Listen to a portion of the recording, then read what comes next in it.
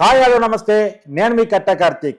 జగన్మోహన్ రెడ్డిని అందరూ ఒంటరి చేసి కావాలని మోసం చేసి వెళ్ళిపోతున్నారు.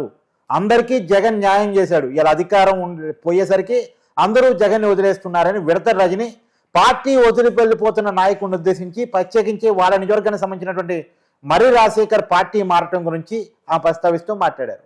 ఇంతకీ విడత రజని ఆమె కూడా ఒక పార్టీ నుంచి రాజీనామా చేసి వైసీపీలో చేరిన వ్యక్తే. మరి ఆవిడ ఇలాంటి కామెంట్స్ చేయటం వెనకాల ఉన్న ఉద్దేశాలు ఏంటి?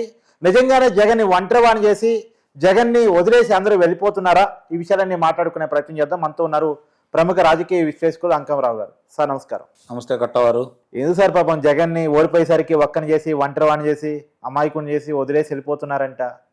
ఏంటి ఇది కరెక్టేనా? విడత రజనీ గారు మాట్లాడుతున్న ఆవేదన బాధ మీకు అని అర్థమవుతుందా? సింహం సింగిల్ గానే వచ్చింది తోడెందుకు? సింహం సింగిల్ గానే వచ్చింది కదా. ఆయన పార్టీలో ఆయనకు ఉండాలి కదా నాయకులు.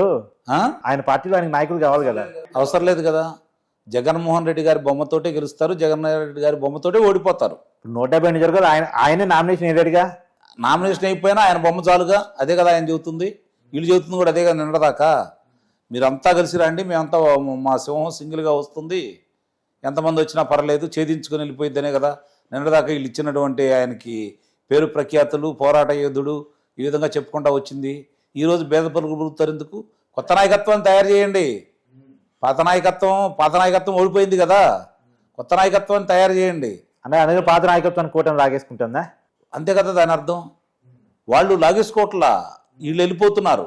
ఓకే, 5 సంవత్సరాలు బరాయించారు, మళ్ళీ అధికారంలోకి వస్తాడేమో చూశారు కదా. రఘురామకృష్ణరాజు గారు కావచ్చు, ఒక లోక్సభ సభ్యుడు ఇంకో లోక్సభ సభ్యుడిని వాళ్ళ కుటుంబాన్ని కిడ్నాప్ చేసిన విధానం కావచ్చు, ఇవన్నీ చూసుకున్న తర్వాత వాళ్ళ శాసనసభ్యులు, మరి నెల్లూరు శాసనసభ్యులను వాళ్ళు వేధించిన విధానం కావచ్చు, ఇవన్నీ చూసుకున్న తర్వాత మనకెందుకులే మళ్ళీ అధికారంలోకి వస్తాడు, ఎందుకు ఇతనితో తగ్గువు, రాజకీయంగా మనం ఎట్లానే ఉంటే ఏదో ఒకటి పదవులు ఉండా లేకపోయినా అధికార పార్టీలో ఉండొచ్చు కదా అని చెప్పని చాలామంది తలకాయ ఉంచుకొని ఉన్నారు.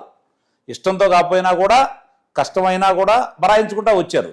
ఓహో, అధికారం ఉన్నప్పుడే కోపంలో ఉన్నారు, కానీ తప్పదు కాబట్టి మనసు చంపుకొని తలకాయ వంచుకొని బతికారు. ఇప్పుడు విడదల రజనీ గారు ఒక మంచి మాట అన్నారు, మీరు గనక రాజీనామా చేస్తే కూటమికి ఆధిక్యత పెరుగుతుంది, మనం నష్టపోతాం కదా అని చెప్పని. ఆ రోజు నీ యొక్క సభలకు సంబంధించి, ఇది ప్రచార సభలకు సంబంధించి జగన్మోహన్ రెడ్డి గారు వచ్చినప్పుడు ఏం అన్నారు?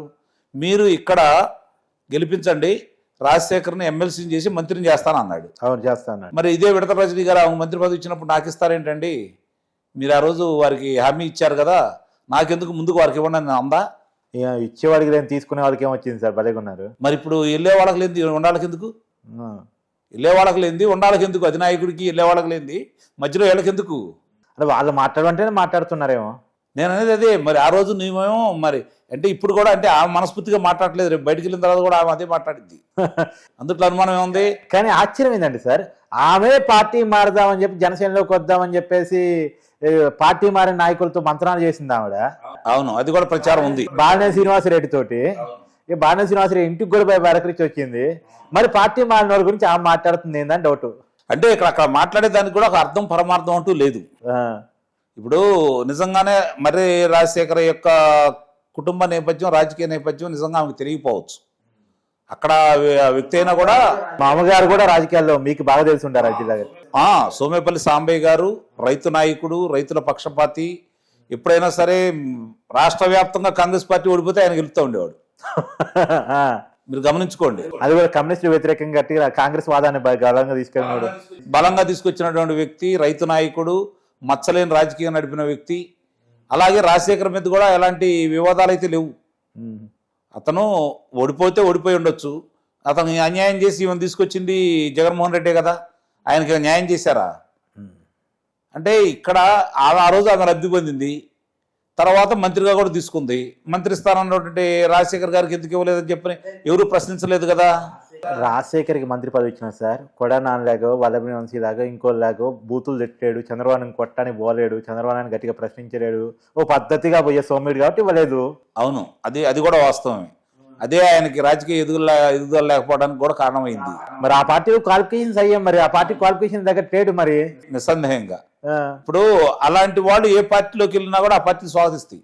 ఇప్పుడు తెలుగుదేశం పార్టీకి వెళ్ళి చూస్తున్నారని చెప్పని మనకు వినిపిస్తుంది. ఆయన కూడా చెప్పడం కూడా జరిగింది, త్వరలో పార్టీ మారబోతున్నానని. అలాంటి వ్యక్తులు వచ్చినప్పుడు స్వాగతించడంలో తప్పు లేదు. ఎందుకంటే అక్కడ సెట్ గారు మరి ఏం చేస్తారు, ఆ అక్కడ సెట్ గారు మరి ఏం చేస్తారు, అదే కదా మరి. ఇప్పుడు అదే నేను చెప్పేది. ఇప్పుడు మిగిలిన వాళ్ళు ఈయన ఒక్కడే కాదుగా, మరి మిగిలిన వాళ్ళు పోయినప్పుడు ఈయన ఎందుకు మాట్లాడలేదు? మిగిలిన వాళ్ళు పోయినప్పుడు ఈయన ఎందుకు మాట్లాడలేదు? మర్రి రాజశేఖర్ అనే వ్యక్తి లేకపోతే జగన్మోహన్ రెడ్డి అక్కడ వచ్చి అక్కడ చెల్లూరుపేటలో పోటీ చేసినా కూడా గెలవడు కదా. అవునా? అది కదా ఆమె భయం.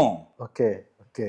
అంటే ఆమెకు అర్థం కాని ఏంటంటే ఇప్పుడే 2024లో ఓడిపోలేదు, 2019లో నేను గెలిచాను, 2024లో చెల్లూరుపేట నుంచి మళ్ళీ పుల్లారావు గారు గెలిచారు, మళ్ళీ రాజశేఖర్ గారు ఉంటే నేను గెలుస్తానేమో అని ఆమె అనుకుంటుంది. ఫ్యాన్ గుర్తు మీద జగన్మోహన్ రెడ్డి బొమ్మ పెట్టుకున్నంతకాలం వీళ్ళు ఎన్ని తపస్సులు చేసినా కూడా చిలకలూరుపేటలో గెలవలేరు. వాళ్ళు చిలకలూరుపేట కాదు, రాష్ట్ర వ్యాప్తంగా కూడా గెలవలేరు. ఎవరు పోటీ చేసినా అది వాళ్ళకి అర్థం కావట్లా. ప్రజలు ఆ విధంగా ఉన్నారు. ఎందుకంటే 2012లో అతనేంటో తెలియదు. అవును, ఉప ఎన్నికల్లో రాజశేఖర రెడ్డి గారి అబ్బాయి వాళ్ళకి ఏదో అన్యాయం జరిగింది, అతను అదుపులో తీసుకున్నారు, కారాగారంలో పెట్టారనే దాని మీద అప్పుడు వాళ్ళ చేత గెలిపించుకున్నాడు. 2014లో 67 శాసనసభ స్థానాలు వచ్చినా కూడా రాజశేఖర రెడ్డి గారి అబ్బాయి, జగన్మోహన్ రెడ్డి కాదు. అక్కడ గమనించుకోవాలి, జగన్మోహన్ రెడ్డి అనే వ్యక్తి సోనియా గాంధీ మీద కూడా యుద్ధం చేస్తున్నాడు అనే విధంగా వీళ్ళు ప్రచారం చేశారు. కాబట్టి కాంగ్రెస్ పార్టీ శ్రేణులు కూడా రాజశేఖర రెడ్డి కుటుంబానికి అన్యాయం జరిగిందన్న ఉద్దేశంతో ఇతను నడిచారు. అవును, రాజశేఖర రెడ్డి మీద కేసులు పెట్టారు, వాళ్ళ అబ్బాయిని జైల్లో పెట్టారు. ఇది బాగా నడిచింది, అసలు బాగా నడిచింది. ఇప్పుడు 2024లో 2019లో నువ్వు ఒక్కసారి అవకాశం ఇవ్వమన్నావు. స్థానిక శాసనసభ్యులు తప్పులు చేశారు, కొన్ని ఇబ్బందికరమైనటువంటి పరిణామాలు ఎదుర్కొన్నాయి. కాబట్టి ప్రజలు నువ్వు చెప్పిన అబద్ధాలకు నమ్మారు. నువ్వేదో చేస్తావు, నీకు డబ్బులు అవసరం లేదు, నువ్వు బాగా సంపాదించుకున్నావు అనే నమ్మకంతో నీకు అప్పచెప్పారు. కానీ ఆ సంపాదన సాలదు, ప్రజల ఊరి దగ్గర డబ్బులు ఉండకూడదు, నా ఒక్కడి దగ్గరే డబ్బులు ఉండాలని చెప్పి నువ్వు చేసినటువంటి పరిపాలన కావచ్చు. నన్ను ఎవరు ఎదురు మాట్లాడకూడదు, ప్రశ్నించకూడదు, నా ఒక్కడి దగ్గర డబ్బు ఉండాలి, ఎవరి దగ్గర ఉండకూడదనా? నిస్సందేహంగా అదే పాలసీ కదా. ఎవరిని వదిలిపెట్టలేదు కదా అతను. ఎవరిని వదిలిపెట్టాడు చెప్పండి?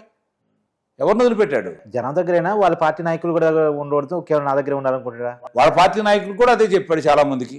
మీరు సంపాదించారు, మీరు సంపాదించిన చాలు, ఇదిగో ఇంత తీసుకొచ్చి ఇవ్వండి పార్టీకి, లెక్కలంతా బయట పెట్టాడు. పోటీ చేయడానికి డబ్బులు లేవంటే ఇదిగో నీ దగ్గర ఇంత డబ్బులు దాచుకున్నావు, పలానా చాట స్థలాలు కొన్నావు, పలానా చాట పొలాలు కొన్నావు, పలానా చాట పలానా కంపెనీల్లో నువ్వు వాటాదారుడు అని చెప్పారు. అవన్నీ బహిరంగ రహస్యాలే కదా.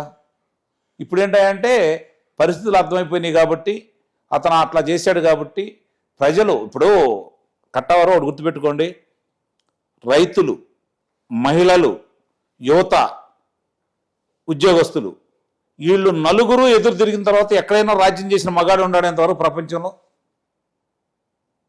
ఎక్కడైనా ఏ రాజకీయ పార్టీ అయినా ఏ నేయంత అయినా ఈ నలుగురు ఎదురు తిరిగితే తట్టుకోగలిగారా ఎవరైనా? మరి అలాంటిది ఇతను ఎట్లా తట్టుకుంటాడు? భవిష్యత్తులో ఎలా తట్టుకోగలడు? వీళ్ళందరూ బాధితులు. అంతకంటే ఎక్కువ బాధ పెట్టరు కదా ఎవరు, నాకు తెలిసినటువంటి ఏ రాజకీయ నాయకుడు. అవును, మరి అన్నప్పుడు అతని కళ్ళు ఎందుకు మొగ్గు చూపుతారు? అతను అనేవాడు కనపడతా ఉంటాడు. నాకు తెలిసినంత వరకు ఈ కూటమి ప్రభుత్వం అతని జోలికి వెళ్లకుండా అతను అలానే అట్టిపెట్టాలనేది నేనైతే కోరుకుంటున్నా. ఎందుకంటే ఆ బూచి అలా ఉండాలా, ఆ భయం అనేది అట్లా ఉండాలా. ప్రజలను భయపెట్టాడు, స్వతంత్రం లేకుండా చేశాడు, మాట్లాడాలంటే భయపెట్టాడు, ఆస్తులు మనవి కావని చెప్పని భయం ఏర్పాటు చేసుకున్నాడు. ఇన్ని చేసుకున్న తర్వాత ప్రజలు అతన్ని ఏ విధంగా శిక్షించాలో శిక్షించారు. ఇంకా వాళ్ళు వెళ్తున్నారు, వీళ్ళు వెళ్తున్నారు, పార్టీకి ఏదో బలం ఉంది, వరుసనే అందరూ వెళ్తున్నారు.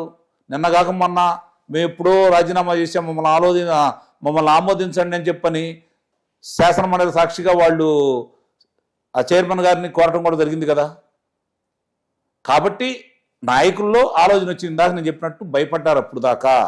ఇప్పుడు ఆ భయం పోయింది, వాళ్ళకు నమ్మకం ఏర్పడింది. ఎట్టి పరిస్థితుల్లో కూడా జగన్మోహన్ రెడ్డి అనే వ్యక్తి తిరిగి రాష్ట్రానికి ముఖ్యమంత్రి కాడు, వాళ్ళ లెక్క ప్రకారం మళ్ళీ శాసనసభ్యుడు కూడా గెలవడేమనే నమ్మకంతో వాళ్ళు ఉన్నారు. నీకెందుకు? ఈమెకు కూడా ఉంది, కానీ అవకాశాలు లేవు, ఏ పార్టీని చేర్చుకునే పరిస్థితి కనపట్టలేదు. అవును, జనసేనలోకి చివరి ప్రయత్నం చేసింది, గ్రీన్ సిగ్నల్ ఇవ్వలేదు. అది కాబట్టి తప్పనిసరి పరిస్థితుల్లో అలా మాట్లాడుతూ ఉంది. Thank you sir.